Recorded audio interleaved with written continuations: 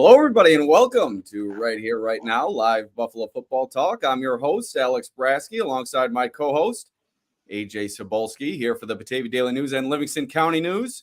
Each week, we'll discuss Buffalo's favorite football team, along with all the comings and goings from Orchard Park. What's up, AJ? Tell the people what we have in store for them today. Yeah, Alex, how are you doing today? Final day of mandatory minicamp at Wooden Bills Drive. So a lot to discuss. I think there was, at least from what I've seen reported, a lot of less reps for the starting lineup, more of a depth position kind of day. The depth players getting more reps. Usually a day that you're probably not used to in covering the team the past couple of years. I know Sean McDermott really likes to cancel that final day just because I think the continuity they had and what they had going there. But with a new year brings new things and new avenues, and that's what the Bills are going to do. So a lot to talk about. A lot of depth players make a play. A wide receiver made a big play that's kind of been struggling a bit recently. Injury updates, attendance updates, all that right here, right now.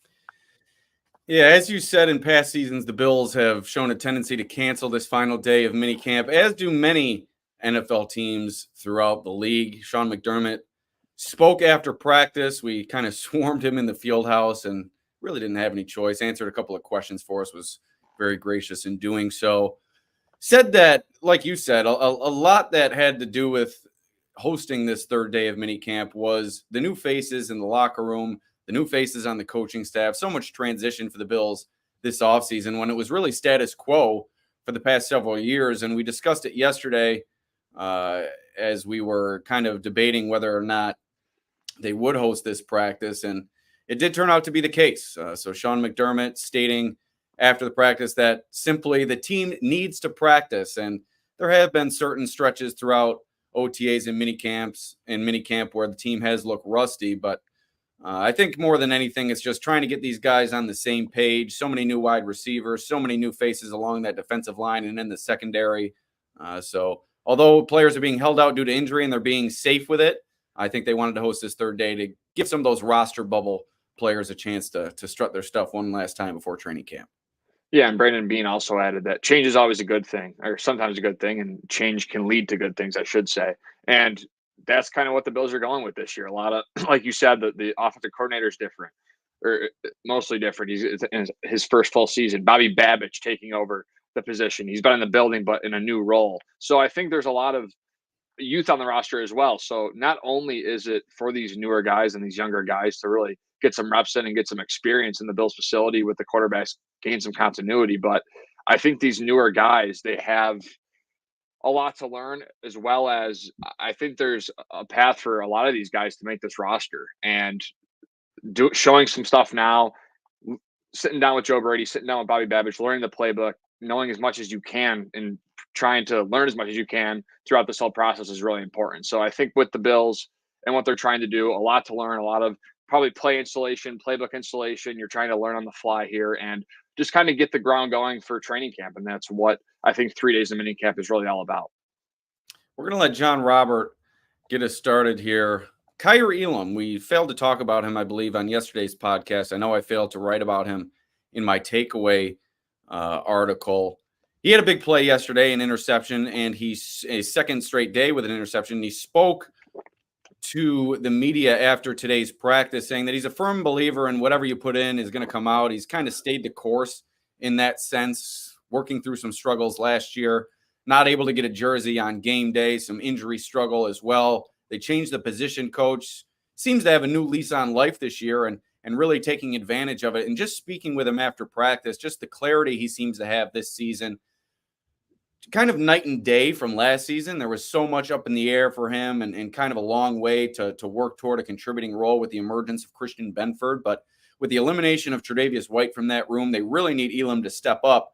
And it seems as if, at least mentally, he's ready to take on that increased role and make a push for perhaps not only a jersey on game day, but a contributing significant role on this defense. Yeah, and that's the mindset you have to have as a former first-round pick that's struggled to see the field the first couple of years. I think that mindset of what you put in is what you really get out. I think going into a third year with a new defensive backs coach and a new defensive coordinator, and like we've mentioned plenty of times here, it's important for Elam to string together those opportunities where, Douglas was not there during voluntary OTAs. Benford was excused for family matters during mandatory minicamp. So he's really gotten that opportunity to step up. And it's good to see a guy, again, from that big SEC school that we really thought highly of coming out and thought that, Brandon Bean goes and gets him. Brandon Bean does everything right. So this guy's going to be a stud. And it really doesn't turn out that way. So the do the best I can, and hopefully I get out what I want from it. I think that's a really good approach to have for Elam going into year 3, a big season. You need him to be that consistent guy. And I always talk about it, the Levi Wallace, Dane Jackson prototype. He's more athletically gifted, but the ceiling has not been as consistent as Dane Jackson or Levi Wallace was in the past. So I think with Elam, it's just getting confidence, working hard, making plays, taking advantage of the opportunities he's been given. And that's what he's done so far in voluntary OTAs and now added to that in mandatory minicamp. As was the case throughout minicamp, several Bills players missed Thursday's practice due to injury. You can read all the updates from the practice field in my takeaways article on the dailynewsonline.com. Day 3, wrapping up minicamp. After being a limited participant on Wednesday, Dorian Williams did not participate today. He was on the sideline on the exercise bike with a group of players, which included Khalil Shakir, fellow linebackers Edifon Ulofoshio, Balin Spector, and Nicholas Moreau, although Moreau he was not seen on the bike. Ray Davis, Ty Johnson, Reggie Gilliam also on the bike, while Matt Milano once again participated in practice as he has the past couple of days. No Will Clapp, no Christian Benford, both out due to family reasons. And it was kind of difficult to see who was limited today. Obviously, we know that Milano is going to be limited at least till training camp per Sean McDermott. But Spencer Brown, Mike Edwards, both limited throughout minicamp. Not really sure of their status today, just due to the shifting that the Bills did during this session. They didn't have Josh Allen out there during team drills. Instead, he was wearing the headset calling plays for Shane Buechele and Mitch Trubisky. Trubisky really had a strong start to team drills and really a strong day overall. And I'd say a strong mini camp as a whole. But without Allen on the field, that allowed some of these second, third tier guys to get some extra work. And Trubisky put it to good use, connecting on a couple of touchdowns in the red zone. Early on, he connected with, as I find it here in my notes, Tyrell Shavers was the first touchdown. Shavers has kind of had an up and down camp, but caught one in the red zone, reaching back to make a play on a ball, like I said, thrown behind him. It's kind of been inconsistent performance from Shavers throughout this spring, but plays like he made on Thursday, if he's able to start stacking those, that could maybe work him back into the mix here for perhaps a 7th wide receiver slot in this roster. Yeah, Terrell Shavers had a very good preseason training camp last year. I thought he performed well and the opportunities he was given. But yeah, just a typical, I would say, third day for this Sean McDermott-led, team. You take another day to do a mandatory minicamp, which they're not used to. So that's probably a lot of play installation. You're doing a lot of things. You see, like you said, Josh Allen on the headset. That's probably just helping him try to learn the playbook, maybe try and make some reads, because obviously you're going on the road to all these places, and sometimes it's hard to hear the exact play. So a lot goes on the quarterback. So a lot of probably play installation for the starters, and then the depth players trying to catch the eye of the coaching staff, trying to make some plays, make some coaches remember what they did as they kind of made their lasting impression until training camp. So yeah, a typical third day, lighter day. Good to hear that they didn't work the starters too hard, but also glad to see that the depth pieces are putting in the work. And, like a Shavers who kind of struggled, like you mentioned so far, he makes a big play. That'll be huge for him and a confidence booster going into, late July and early August. Yeah, and obviously the hope is you never have to see this guy on the field during the regular season outside of a blowout situation. But Mitch Trubisky has really given the Bills' backup quarterback position a boost. At least it appears as such throughout this offseason. And I think that's really the common thought among everybody is Trubisky's going to step in here and potentially provide more than Kyle Allen was capable of. And we've seen that materialize on the practice field throughout OTAs and minicamp. He's really looked strong, connecting with a number of different receivers.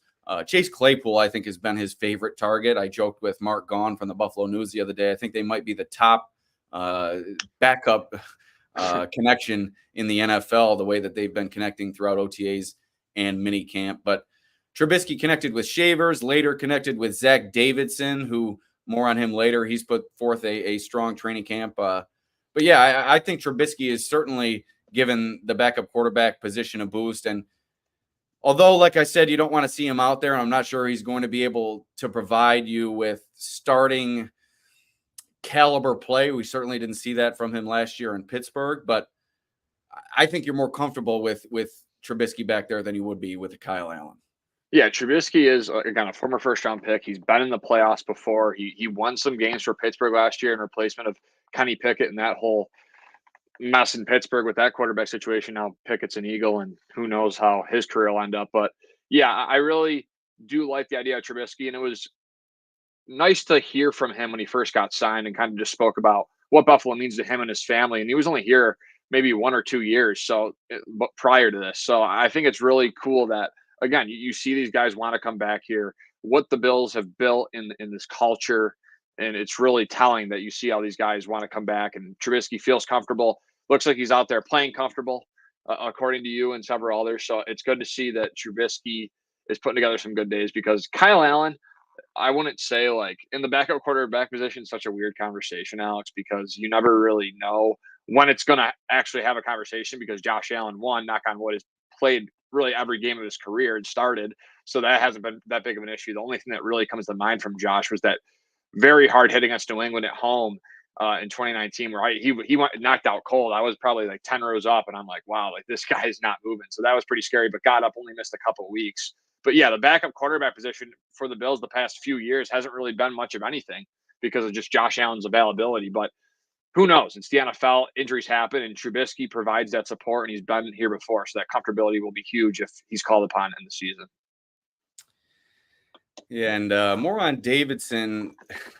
Perhaps the most impressive aspect of his game throughout this offseason has been his celebration game.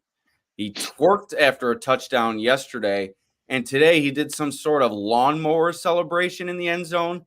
He really gets the guys going. After the twerk celebration, I think it was kind of a mixed bag. Half of his teammates loved it. The other half were just petrified in what they witnessed. Today, I think it was a collective cheer after the little lawnmower celebration in the back of the end zone, really showing shades of Scott Chandler, the ex-Bills tight end. I know everyone loved his shoveling celebration, pulling out the lawnmower celebration, real old school, something you haven't really seen in the 2020s. Yeah, I was gonna say the shovel celebration from Scotty Chandler is probably the most memorable, and Chandler was one of those tight ends that he was never great, but fan favorite, and did his job. So Zach Davidson, again, don't know too much about him. I pulled his stats up just to see. He's been successful. He was really successful in college, obviously. So it's interesting to see. Again, that tight end room is just so crowded. You have a Quentin Morris, who they've really relied upon as that third tight end, his special teams ability. And he's made some catches here and there with Josh Allen throughout the last couple of years. So I think that set that room. But maybe Davidson can push a Quentin Morris if Davidson really excels. And, maybe I don't know how Sean McDermott would feel about those celebrations, but, if he's building some support from his teammates and getting some confidence and whatever he needs to do to feel the best he needs to feel, then that's what he can do. So good to hear Davidson putting together some good practices. And I don't know if it's a good thing or bad thing that you said the best part of what he's done is the celebrations, but if that's the case, so be it. That's just simply showing you how impressive these celebrations have been, and just kind of showing his personality. I think his performance on the field has certainly stood out, but nothing like a twerk in the end zone and then the old school lawnmower. I'm a sucker. Right. If you're celebrating, right? If you're celebrating, that means you're doing something right. So that's also goes kind of hand in hand. And on day 3, when I'm sure a lot of the players were looking forward to other activities, the U.S. Open's on. If you check my Twitter, Von Miller was on the practice field a couple of times throughout practicing his golf swing. So I think everyone's kind of got getaway day on their mind. And for Davidson to lighten the practice, I think was welcomed by everybody. But you mentioned Quentin Morris, and I don't think Davidson has a likely path to the roster. I think he's probably a practice squad guy or somebody who might step in if one of the top 3 guys get injured. I've been impressed with Quentin Morris.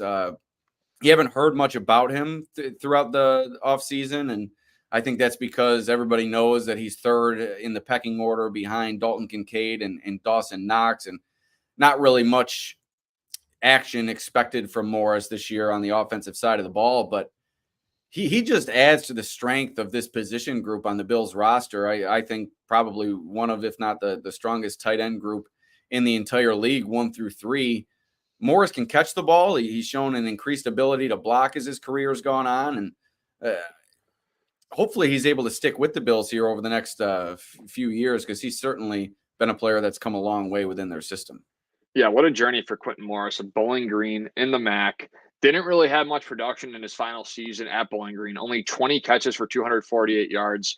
Was definitely a better blocker coming out, but undersized in the NFL, 6'4", 248. He's struggled at times, I think, especially last season when I remember going to camp for a week. His blocking does, I think, still need improvement, but that is what he really was good at in college. Now, again, at the MAC, the NFL is a big difference. But I think he took strides last year throughout the year. I think he was called upon more. Now, again, there was times where he was beat later in the season, but they do trust Quentin Morris. He's been here. He's reliable. And it'll be interesting to see if they, keep rolling with that, those kind of same three guys, Dawson Knox, Dalton Kincaid, Quentin Morris, or if a Zach Davidson or a Trey McKitty can really push for that spot. But as of now, I think with what Quentin Morris brings and kind of his journey and his work ethic and what he's done for this team, and I think Sean McDermott and the whole team's really spoke highly of him. I don't really see a path where Quentin Morris isn't on this roster unless Davidson and McKitty really show out. And I pumped up McKitty yesterday and said that I've been impressed by him, but today, bad drop for McKitty. I think I jinxed him, AJ. Yeah, that's McKitty.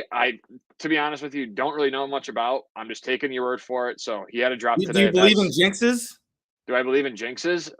I mean, my friends definitely do because I'm like a pretty emotional sports watcher. So I'll be watching. Last night, I was watching the Mavericks Celtics, and I'm like, "Oh, here come the Mavs!" And you're gonna jinx it because he wanted the Mavs to win just that night. He wants the Celtics, but he just wanted the Mavs last night, and just to make it a series. And obviously, that didn't happen. So yeah, I think when I'm watching a sporting event and I'll say something like, "Oh, it's over" or something, my friends, if I'm watching with them, will get a little like, "Oh, you're jinxing it."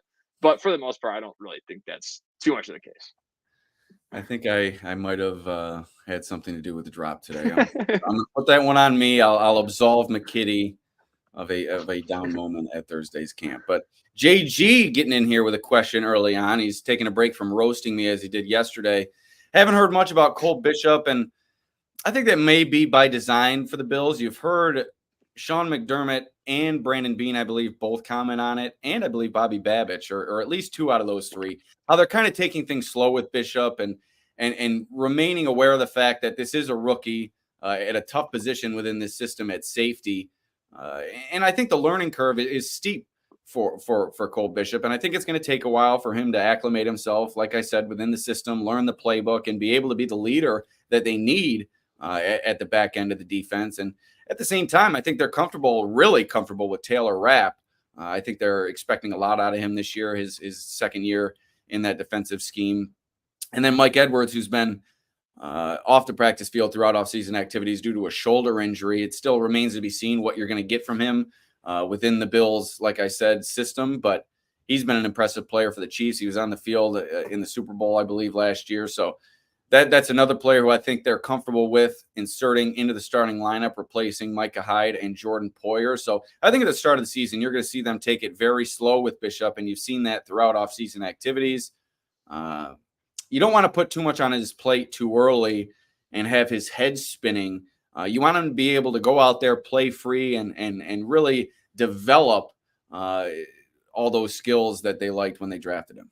Yeah, and they drafted Bishop to be a versatile piece. So really, we don't truly know what they're really asking of him. Will he be playing in the box? Are they going to teach him to be a free safety and play over the top? Are they trying to teach him multiple things at once, or are they taking it one thing at a time? When you're a safety that offers that versatility where you can go, man up a tight end in the slot, or you can get on the edge of the line and blitz, or be in the back half of the field and try and use your instincts to make a play on the ball in zone coverage. There's really a lot there to learn. Now, Bishop had that in college, and I think that will translate, and why I think his translation to the NFL might be a little better because of the fact that he knows so many positions, and I think that's a good thing. But if the Bills are trying to hone him in on that one position where, hey, this is going to be your responsibility, I think it could take some time to learn that to the full extent in this Bills defense, like you said. But I think with the Mike Edwards signing only 1 year, $2 million, I know he has the experience. He only started a couple games last year, but appeared in a lot. I think you're going to see a more rotational based defense in terms of in the safety room. Now, certain situations, is it an obvious passing down? Do you want to bring in Bishop on a third and long and trying to get after the passer? Do you trust? Did Mike Edwards lose a rep and you trust Bishop on a third and down, and a third and long in the deep half, and then Edwards is going to be on the line blitzing. So you can really mix max because all these guys rep Edwards, Bishop, even a Cam Lewis and a DeMar Hamlin if he makes the roster. They really can do all the thing, and the safety position is kind of like a positionless thing now. You kind of move all over the place and do really whatever the defensive coordinator tells you to do. And all these safeties that the Bills have are able to do a multitude of things, and that's exactly what Sean McDermott wants. So it's going to be interesting. But Bishop, I think you're right. They don't want to give too much away. It's going to be a slow process. But once he gets in gear and really learns that position throughout the course of the season, I'm expecting big things from Bishop in year one. JG just couldn't help himself. He says it's nice to see that I'm not in the Toyota Corolla today. I drive a Chevy Equinox, JG. Thank you. And I will try and be more negative too for you, JG. I know that was one of the best points of the previous pod, so I'll try and be very critical moving forward. Yeah, you're a little too happy-go-lucky for some people, I think, AJ. I enjoy it because it certainly balances me out, but I think we need we need more criticisms from you. Yeah, hey, I'm gonna be me. I'll you'll see Right. You'll see the criticism when throughout the season. There'll be times, trust me. A lot of people tell me I need to be more positive, so maybe I'm just trying to project my own negativity onto you, which probably isn't a good thing. But elsewhere on defense, the Bills' defensive line, and most notably today during, like I said, a light day for really both sides of the ball, Gable Steveson with a would-be sack. He was working against another player who has never played football before, and international pathway player Travis Clayton used his athleticism and his agility and his burst to usher past Clayton into the backfield and record that would-be sack. He's not a big player in terms of stature, Steveson, but just on this rep, this was the first I've seen him really shine in team drills. I think he's been limited in his part. Not limited in terms of injury, just they've limited his participation during team drills because he is new to this sport, and they're really trying to create a good base for him before they throw too much at him. But today was the first time I really saw him jump off the page during team drills. A really nice play against Clayton, twisted Clayton into a pretzel, and I know it's a player who's never played before, but certainly a good sign for Steveson as I don't think he's that, like I said, I think before on the show, he's never going to turn into that run defender or a 3-down player. But if you can get some pass rush specialty out of him, like he exhibited today, that's exactly what the Bills were looking for when they signed this guy. Yeah, I wish there was a video just to watch two players on an NFL roster that have not played kind of see their technique and their rep, because I think that's fascinating. That the time that Gable Steveson, goes against Travis Clayton, Steveson wins the rep. And these guys just started playing football a couple of weeks ago. So it's just fascinating to me. And it's cool to see Steveson. Maybe, Sean McDermott's really been taking some time after practice and some videos from multiple beat reporters really showing that McDermott's working with Steveson after practice technique, where to line up, speed to power, all the different techniques and kind of things you can do from the defensive line. I think it's cool that Steveson wins a rep against a guy that, again, they both really don't have much experience. So I wish there was a video just to see like the rep itself. But again, always a positive sign when a guy wins a rep, regardless of who it's against, especially a gold medalist in wrestling that has superior strength. The strength there, the kind of the builds there. I know he's a little on the smaller end, but the strength is definitely there. And if you're moving Travis Clayton, who's is he 6'7", probably 320, 330, I think he was listed. I think he's 330. To move him and clear him out and get to the quarterback, if there was a quarterback in the pocket, is pretty impressive regardless of the situation. Didn't really do much moving of him. He really just used that agility and that athleticism to leave Clayton in the dust. It didn't take much physicality. It was just kind of one move, and he went by him into the hole. So I think I just gave you a little. I don't even. I can't even block you on the screen. So right. I mean, there's no video, but I'm trying to reenact here. Yeah. But yeah, that's my JV football skills out here in full effect. Yeah, that's good to see though that he used his speed and not just his strength to just kind of throw him to the side. He actually used a little bit of finesse on his reps. So that's always good to see. Because he's never going to be a player that bullies offensive linemen up front. If he's going to work his way onto an NFL roster and be a contributor, it's going to be a finesse pass rusher inside where he's able to use that speed, that get off, and that agility, like I said, to work his way around offensive linemen. After practice, Bean was asked about Steveson, and signing him despite some sexual assault allegations in his past. There were no charges filed. I'm not sure of the exact situation with that, but Bean was asked about it after practice and just mentioned the fact that he's not a legal expert and there were no charges filed, and just kind of left it at that. I know a lot of people kind of took umbrage with the Bills signing him, especially with the past history signing Matt Ariza. I know that kind of situation was resolved as well, but Bean just, as he does in these situations, just maintains the fact that they aren't lawyers in the Bills front office. They aren't criminal investigators, and they do their due diligence. But when it comes down to it, they just kind of remain in their own sphere in the football realm. But elsewhere on the defensive line, Daquan Jones also spoke to a few reporters after practice and mentioned how the entire defensive line got together on Wednesday night for dinner. Said that a lot of times it's tough to get everybody on the same page and doing the same thing in these situations. But he said the entire group was able to get together and really commented how far this unit has come in such a short time during OTAs and minicamp. So many moving pieces along that defensive line. You have perhaps your top 4, top 5 intact, but in terms of the depth pieces on this roster, it's almost a complete overhaul. And you had a rookie, Dwayne Carter. You had Dwayne Smoot on the outside. So good to see these guys getting together, working together toward building that chemistry that they're going to need throughout the regular season.